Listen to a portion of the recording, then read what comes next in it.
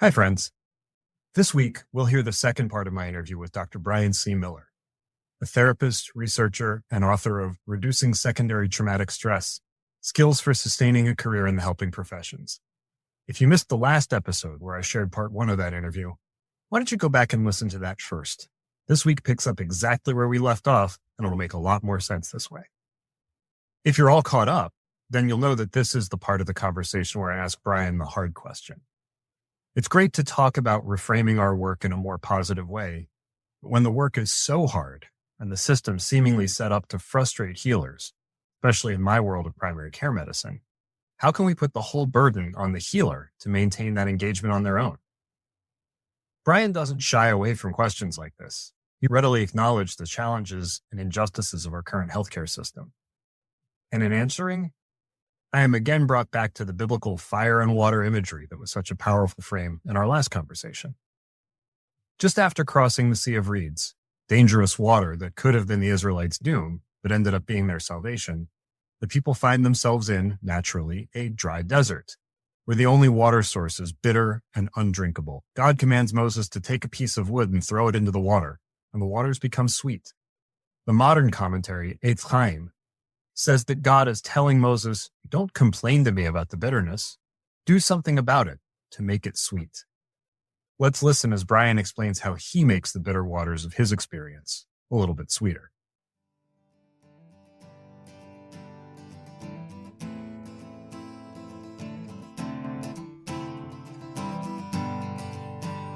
No room for the soul that's in my head. No room for the soul that's in my heart.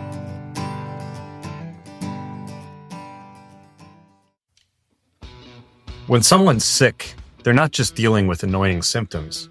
They're confronting some of life's biggest questions. I'm Dr. Jonathan Weinkle, and you're listening to Healing People, Not Patients.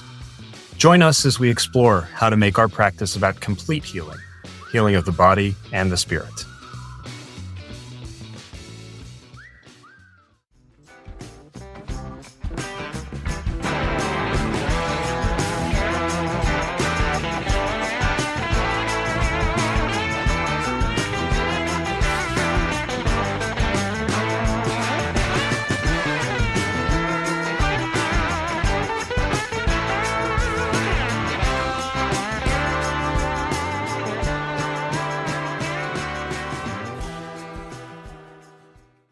Every one of my CSERT strategies is about putting you back in an active role as opposed to a passive victim being buffeted by the injustices of the system.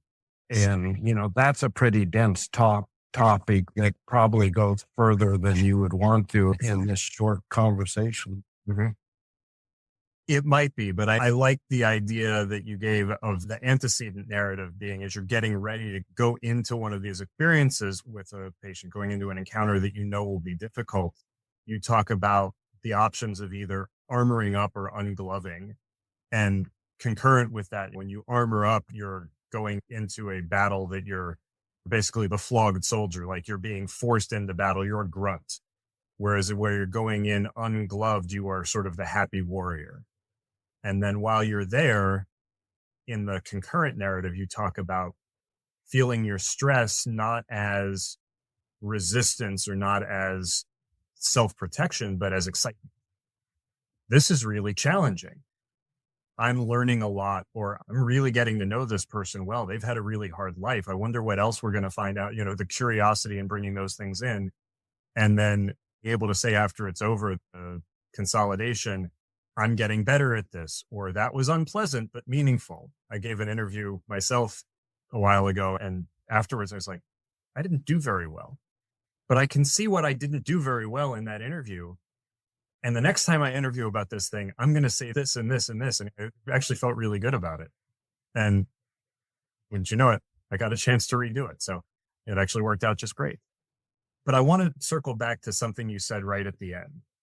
So you talked about, you've had all of these wonderful things and all these examples are popping into my head, right? So Moses, the sort of typical reluctant soldier. And yet when the moment is upon him, it says he looked this way and that, and seeing that there was no one around. One of the ancient rabbis, Rabbi Hillel, looks at that story and says, seeing that there was no one around, in a place where there is no one around, be someone, be a person, be a human being. And they said, Moses looked around and was like, nobody else is going to stand up to the taskmaster and save this poor slave that he's beating. I guess it's got to be me. Right. And so you step into this most difficult of all situations. Thankfully, it doesn't involve killing a taskmaster, but it does involve kind of slaying some dragons and saying, I'm really afraid of dragons, but somebody's got to go in there. So I love that picture that you drew. You also said something else, though, that I have two questions that spring from this. They're the same question, but one is the challenging, cynical version of the question, and one is the nice, hopeful version. So I'm going to ask the nice, hopeful version, but recognize that there's something. I'll tell you how that one was phrased at the end. But you talk in a way that a lot of healing professionals might think of as, it's great, it's a wonderful story, but feels like it's a story, like it's imaginary. And I'm in primary care, which is very much a beleaguered field, even more so than behavioral health in a lot of ways. If for no other reason than most behavioral health visits, there is an expectation, at least on the therapy side, that you're going to have some time. And there is not that expectation in my world. But it sounds rich and relaxed and fulfilling, like you're sitting around this, dinner party table, as we talked about the parties at the beginning, kind of having the conversation at leisure, or as to use your image, sitting around the campfire. I like the banquet table because that's how the Passover Seder takes place. It's supposed to be this big Roman banquet, except talking about that story. We even hand out pillows for people to lean on to kind of enhance that feeling in a space that is so intense and often so strapped for resources, like my primary care clinic, where I'm trying to build an environment where we can do what you're doing. How do we create that space for the healer and the patient or client to feel like they're at ease? Because I think a lot of people are hearing this and feeling not compassion fatigue, but what you called compassion strain, where you have the sincere desire to be compassionate and the system you're working in is actively thwarting your ability to do it. And that's what gives people that sense of frustration. So how do you create that space? And I think when you talk about the space and also you talk about the compassion element, neither of those can happen. You can't feel spacious and you literally physiologically can't experience compassion if you're in an activated state. And so both of them actually, I could, and I do in the book to some extent, talk about how to actually engineer a bit of space. And I agree with you, as I've worked with different organizations, I think healthcare is one of the hardest places to do that. For all of my criticism of Sigmund Freud, one of the things he brought to my field was the idea of clinical supervision. And although it is vanishingly rare in some settings, the opportunity to meet with a supervisor and to tell the narrative of your work is a vestige of the old psychoanalytic days where you oughtn't be doing analysis if you weren't receiving analysis. And now we have the benefit, even though the psychoanalytic tradition has faded largely, that we at least have that. And my experience in healthcare is physicians don't have that naturally occurring opportunity. The pace in healthcare often makes it a lot harder. But if you'll consider, even in just doing a self-audit, that often on a very busy day, sometimes the busiest days we have, we felt the most spacious. We felt like we were very well emotionally ordered and we felt highly productive. And so space doesn't necessarily mean downtime, although downtime is one way to bring it about. Likewise, compassion doesn't happen if you're in fight or flight, because evolutionarily, that would have been a very bad idea if you had compassion for somebody that was a threat to you. And so the origin of both the space and the compassion has to begin with the ease. Not that I develop the space and then I feel ease. We can work it that way too, and I have some ideas about that. But I think it's actually more effective to think of it beginning with the sense of ease. How do I produce that? And part of this party I'm having by myself at my house, Jonathan, is I want to do just the opposite because I find it very gratifying. That because part of the reason it's gratifying is I feel like the rest of the world, when they talk about managing burnout, it's you better have good work-life balance because you're going to need that time to recover from your work. You better have a lot of self-care strategies because you're going to need them to recover from your work. And part of where that comes from is so much of the 5 decades of burnout research that we've done have been on studying the risk factors and the strain factors. And what we have failed to do is let's look at the people who are really flourishing. Let's look at the people who don't report that they are burned out, that they don't report that they're experiencing compassion fatigue. And when you go to them and say, what strategies have you used to create this sense of space? Because I've done this. And when you do that, you will get some version of, well, I don't really have a strategy. I just love my work. So they're finding the space within the work. And that was a revelation to me when I came to that. It's how do I find the ease at work? And often that has to begin by us finding what the source of the friction is. What is it that's depleting your energy? Why and where is the compassion strain coming from? Right. And then it shifts the idea of work-life balance to be just a simple, I love my work. The only reason I want to limit my work is because I also love the other part of my life and I want to be able to do both things rather than I have to escape my work into something in my life. And you talk about a phenomenon that I think a lot of people do, which is that the things we escape into often don't make us feel anything. Right.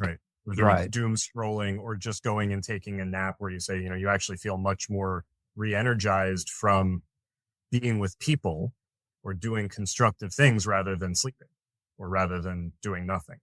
So that's having a fulfilling personal life and a fulfilling work life is the goal, not having a terrible work life and running away as soon as it gets 5 o'clock.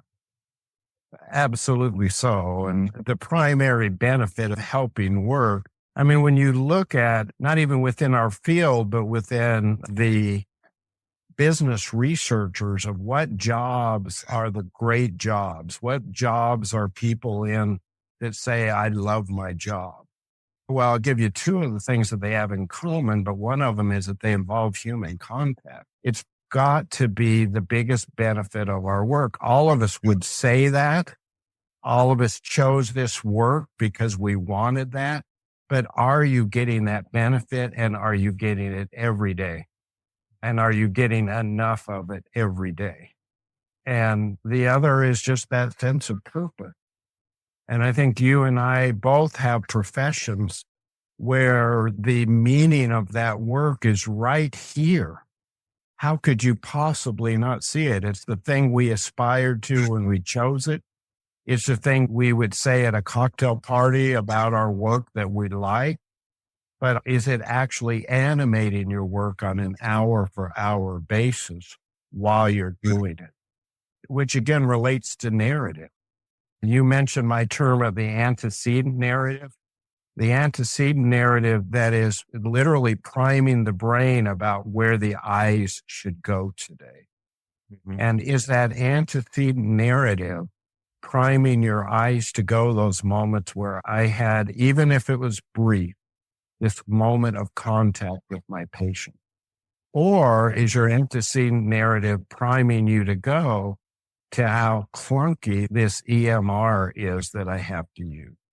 And the other, these injustices, especially, I have strong feelings about the healthcare system and the injustices and the fact that better care goes to people who have means than who do not. All of us do. We're not denying that. But one of the active strategies that doesn't sound active is the most potent one is about radical acceptance. It is about recognizing that the systems we work in are not the systems we wish they were. And so again, is our narrative so hypnotized by those failures of the system that we have denied ourselves the chief benefit of our work, which is these moments of human contact and these moments of savoring that I was able to be helpful to somebody else. So now I'll circle back to what the cynical version of my question is, because I think you answered it very well, which is, I could have asked the question as, it seems like you're putting a lot of the burden back on the individual who's the person at risk for secondary trauma and letting the system off the hook, but you're not. What you're saying is the system is broken, and there are things about the system that make it extraordinarily hard to be compassionate. But somebody's got to do it, because otherwise the care that the people that are in this horribly not compassionate system get will be even worse than it would be if you radically accept that this is the way things are today and bring out your own best self to provide them the best care you can. Did I adequately summarize that? I think you absolutely did. It's not turning a blind eye to that fact. It is about radically accepting that these systems aren't. When I do my training, I've often surveyed the participants about what is the biggest source of demoralization in your work. Mm-hmm. And actually, I get the same answer the way when I began asking is, what's the chief source of secondary trauma? And the answers actually are the same. They don't make a distinction between trauma and just the part of their job that is the most fatiguing to them. But what it's supposed to be, according to the literature, is it should be the exposure to trauma cases, secondary exposure to trauma. That doesn't even make the top 10 when I ask them that. But what is number one and number two are the documentation demand and the systemic failure, the failures of the system. Mm-hmm. So that's actually where it's going. And so we've got to recognize that's really where it is. And no, that can't be resolved by an individual doing, quote, self-care. But you no doubt have heard Sister Jean Dawn, who worked among death row prisoners, who said that, the system is unjust. But the question is, can it become even a little less unjust because of me, because I work here?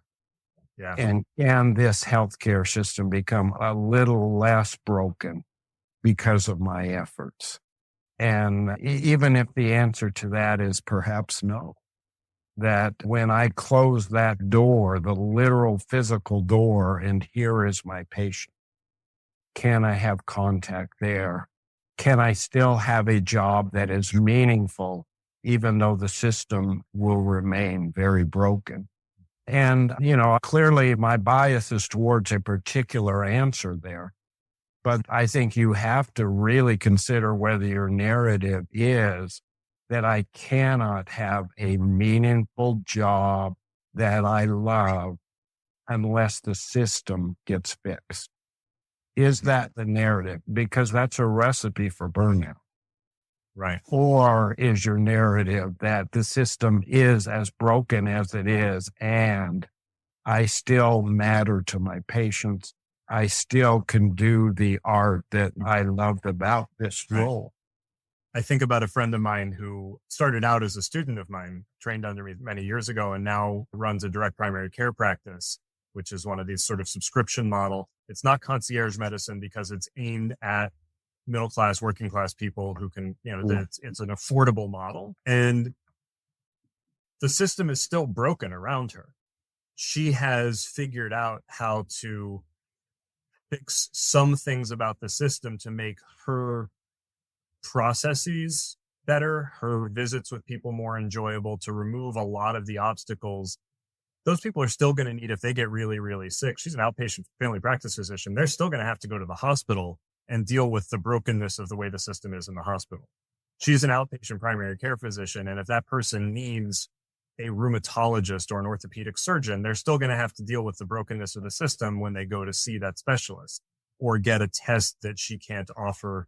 But exactly as you said, it's a little less broken and a little bit less bad, because both for her and because of her. And focusing on her as an individual practitioner, that she is empowered, that she's in an active stance because she has learned these ways to work within that system, and that she hasn't been defeated by it, in short. Right. And I mean, I made a couple of small changes in my own practice. I actually see more patients per day now than I did 2 years ago. And sort of more patients per half-day clinic session. I see fewer now than 2 years ago because I'm the chief medical officer, so I've cut my clinic time in half. But every time I'm in clinic, I'm seeing 1 to 1.5 more people per session. But we did a couple of things. One part of the reason I'm seeing so many more people is because we put people back on voice calling and speaking to our patients a day or two before, saying, hey, you've got an appointment coming up, you're going to make it. And so I have a lot fewer people not showing up, which means when they do show up, I'm not being like, wow, it's been 9 months since I saw you. We missed your last visit. Everything's out of control, and feeling like the walls are caving in. Now I'm seeing people when I was supposed to see them, and I'm not having to fix all the broken parts, just 1 or 2 things. And not to say technology is wonderful. Technology stinks in a lot of ways, but this particular technology of an AI scribe, Right. I'm not sitting there typing the whole time. And so I actually probably cover 7 or 8 different things that are on that person's mind in almost every visit in 30 minutes instead of 2 or 3 things, because I'm not stopping and going silent every 5 minutes to catch up. And that's really liberating. So I've had wonderful conversations with people. I'm reminded of the podcast I just finished listening to this morning. The title of the podcast is On Becoming a Healer. They were interviewing a doc from not too far away from you, in the neighborhood state of Colorado. His name is Dr. John Scala. Like me, med-peds physician, working in full spectrum primary care. And he loves his job. And one of the things that he said is, I get to have like 15 to 18 conversations with really interesting people every day. It's exactly what you talked about, that the reward is the human interaction. And I think that can easily, to me, that moves me deeply. But I think that if we put the cynical role on that, it sounds like a platitude. What's very important to me is a fact, which is, narratives in and of themselves won't move the needle on our satisfaction or our well-being. It's got to be narratives paired with experience. And so it's the reason I'm not a big believer in affirmations. I think that they're just empty verbiage, but that it has to be connected with an experience. And I think his view of that I get to have these 12 to 14 conversations with interesting people every day, if that becomes the antecedent narrative, if that's where the brain tells the eyes to go, now when he's engaged in one of those interesting discussions, I think of that Kurt Vonnegut quote about, if this isn't great, I don't know what is. Mm-hmm. If he's having that moment in real time, if this isn't great, I don't know what is.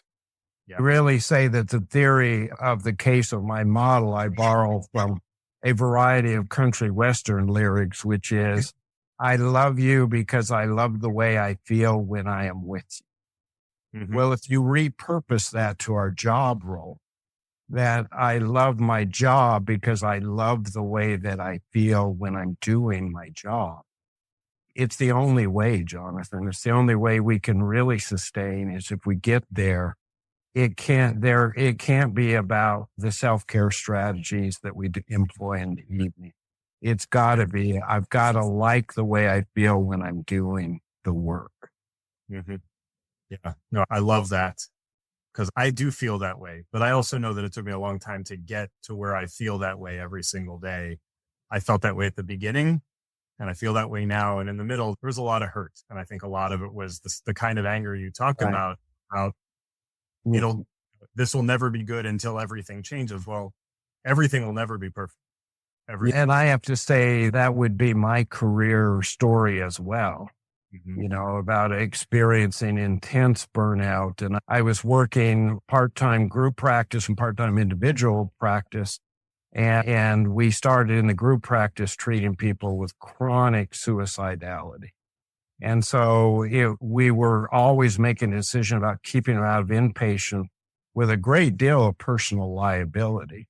And then because of that word of mouth, my referrals into my private practice also were people with chronic suicidal, self-harming behavior.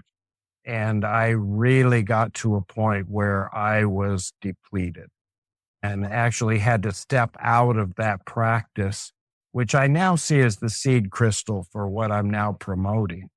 And now this many years later, I have days where I'm saying, wow, for the originator of CSER, you really suck at CSER. But what I have found and what validates the practices that I'm promoting is that I have never failed to know this is the one I need to return to. This is the one that I need to bring to mind to be my current practice. And that it never fails to get me, because ultimately you can't fix life. Look, when the bean counters are doing quality improvement in the hospital, right, you have all these PDSA cycles, like things improve for a few months and then they start to drift backwards. And you have to constantly reinforce it. So I'm not holding any of this against you, Brian, for not living every single second of what you do. The things that I talk about on here, I catch myself even like, oh, no, you've got to give that person more grace than you're giving them. You've got to use better words around the house or in your conversations with your employees. Well, a lot of apologizing. Thanks for the grace, but I actually was touting that as a success story, because what I realize is that the challenges are always going to be there, but the model has never failed me in keeping in an active mode. There is something here I can do about it. And in my mid-career malaise, I would have turned to pointing to the systemic problems. And that is why. And now I can turn that more to how I can keep myself more emotionally regulated, to use the jargon, but so that I can like the way that I feel. Yeah, I love that. You've alluded a number of times to CSERT and to what you're promoting. And I want to give you a chance to sort of explain what CSERT is and how people can access it, because I know that this is something that you do on the regular, as they say. The acronym's a little clunky, but it captures all of the elements that I want to capture. And that is its components for enhancing career experience and reducing trauma. And it's the enhancing career experience that I find to be somewhat novel. And that actually, when I started training groups in it, the way that I would introduce it always was by talking. I used the term blasphemies, that I would start out with the 5 blasphemies. And I started it out that way, intending to try to set a playful tone. Like one of them is, for instance, that compassion fatigue isn't a thing. And we've had that discussion over why I would say that. But I set them up in kind of a playful tone because what I thought is that there would be pushback, that people would be very protective of their self-care strategies, their work-life balance mentality. It's now 10 years later, Jonathan, and that pushback hasn't come. That people will come up to me and say, I kind of always knew this, but we haven't been talking about it. And so instead of self-care and getting a better work-life balance, what CSERT is, it's a set of 5 practices that all aim to develop our skillfulness in attaining conscious control over autonomic dysregulation, which is just another way of saying that I can become more skillful at bringing myself back to a feeling that I like. And those 5 practices, real quickly, are first, experiential engagement. We also addressed earlier in the conversation about opening up to the most aversive elements of the work and metabolizing those feelings. Reducing rumination is very important when we get to that not caring part of caring. It's about how do I turn off the caring. You've probably seen the research on the super meditators. those Zen monks that have meditated more than 10,000 hours. And they experience. Well, you hadn't heard of the other book that I mentioned, both you and they cite this exact story. Probably to the same purpose, which is they have compassion more frequently, episodes of compassion, but the duration of those episodes is briefer, which to me says that they have the skill to care and to not care. Reducing rumination is about allowing that intense experience, the stress of that, the caring even of that, to be metabolized. Then I talk about what strategies for directing our conscious narrative in ways that's career sustaining, strategies for reducing emotional labor, and then purposely creating space through a set of practices I call parasympathetic recovery. And that's maybe the closest you ever come to saying anything that might sound like self-care, is really just sort of creating a little bit of white space between all of the noise to recover, even if it's 5 minutes in between or even 2 minutes in between, just to reset. Or just a 15-second touch-in. What I would do before I call up a patient record is just real quickly come back to the body. And I would always note that I was sitting forward in my chair and have this tension in my neck. And that by nothing more than just noticing it, I would just unconsciously release it. That was it. That's the third act of the story.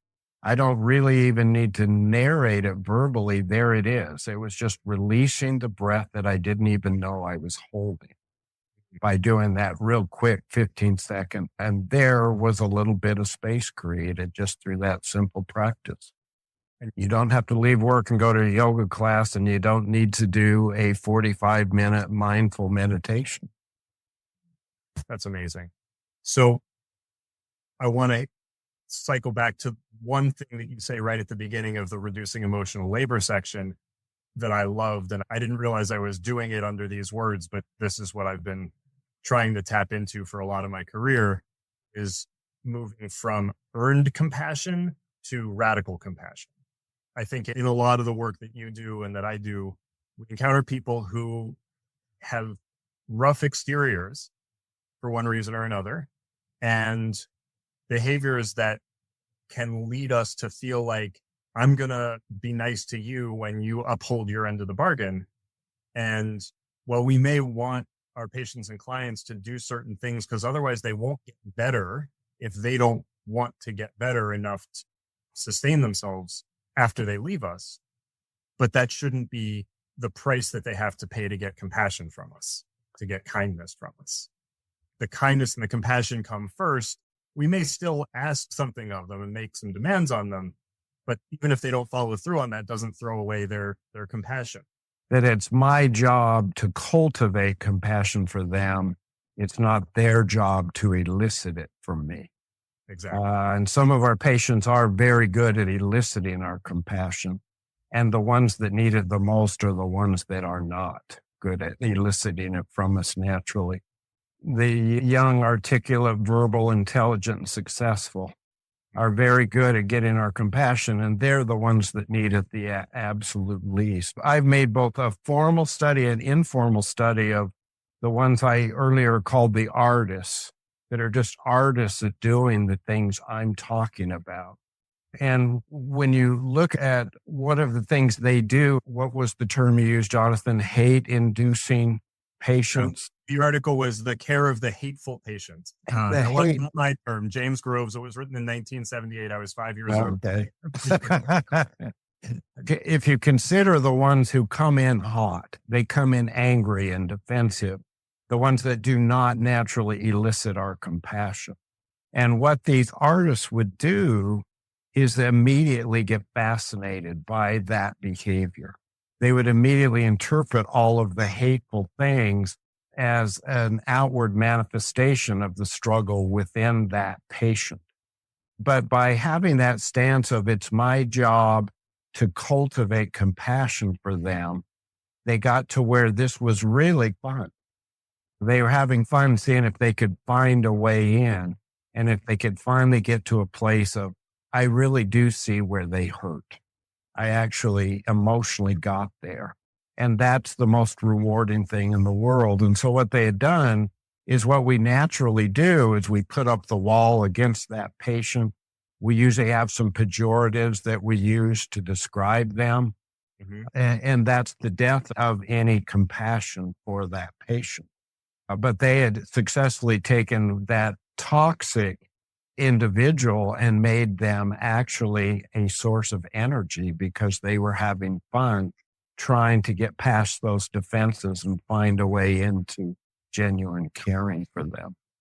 If they come in screaming and go out laughing, I feel like I've had a really Yeah, successful. they've been transformed, but so have you. So we've had a fabulous conversation. I could probably go on for another hour, but I think my listeners might need a bathroom break. I do want to have you share with us, for those who are interested in the training and maybe want to set up CCERT for their colleagues, find out how they can attend one. Where do we look you up? I do have a website. If you'll look for ccertmodel.com, and that will describe the trainings that are available and also how to contact me. Okay, fantastic. And we will put web address for ccertmodel.com in the show notes. Show people the book one more time for those who see the video. But if not, it's called Reducing Secondary Traumatic Stress, pay close attention to the second part, Skills for Sustaining a Career in the Helping Professions, Brian C. Miller. I've had a blast talking to you, Brian. You are an excellent listener, and it's truly been an honor. Thank you so much, John. You're welcome.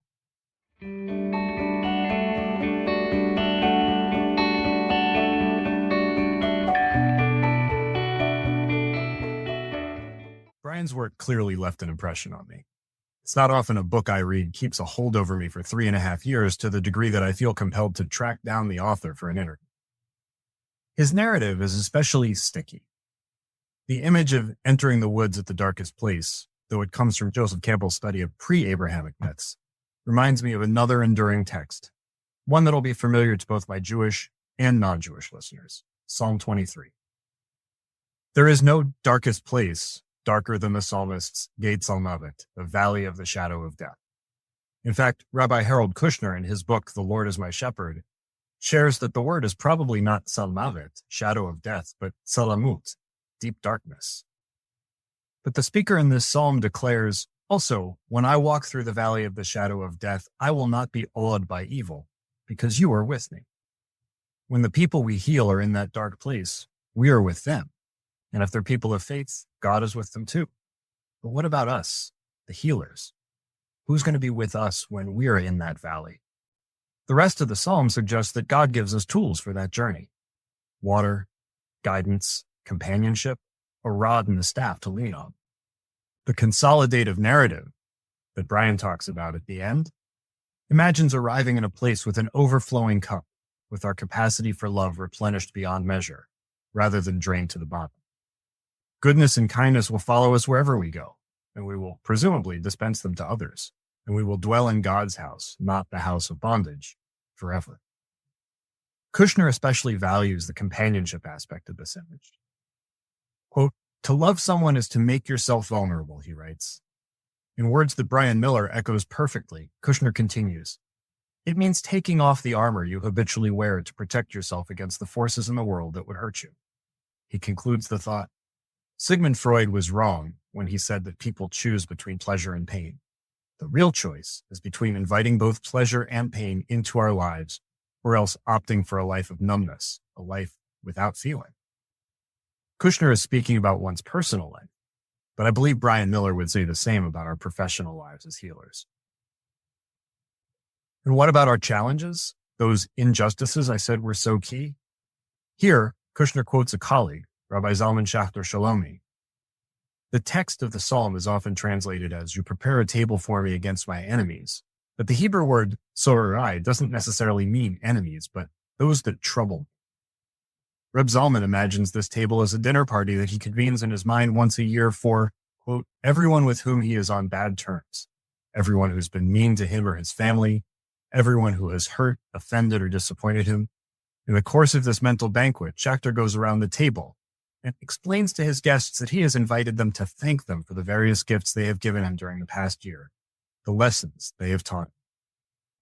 I think Brian Miller's CSERT program is about handing people the rod and the staff, and about giving them the tools to survive the journey into the darkest place and back out. And in acknowledgement that Freud was also right about something, about being with them on that journey and creating space for them to tell their stories. One of the most cathartic things we've done at my clinic are the times when we've taken space to have a practice inquiry discussion, a place where a frustrated clinician can unpack a difficult encounter or a relationship and have the support of colleagues to think through how to metabolize that difficulty and rebuild the relationship differently. These difficulties end up, as they did for Reb Zalman, to be some of the most instructive moments in our career. I've worked my entire professional life since finishing residency in one place, and always had anywhere from 10% to 40% of my patients lacking health insurance at any given time. The creativity that I've had to employ to ensure that they get thorough, compassionate care has taught me as much medicine and as much humanity as the 9 years of intensive training I went through to get into practice.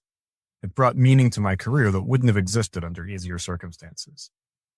But as Viktor Frankl taught, adopting a hopeful attitude in the face of unavoidable hardship is heroic.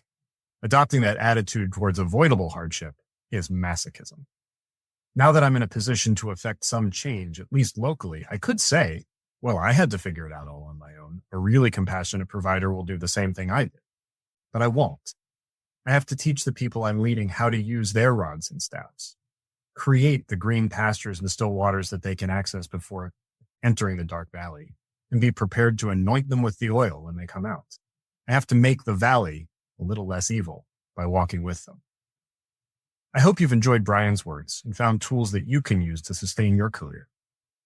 Join us next time, when I'll be speaking to two friends who exemplify the idea of leaning into the pain and frustration of a specialty that's changed tremendously in the past few years, psychiatry.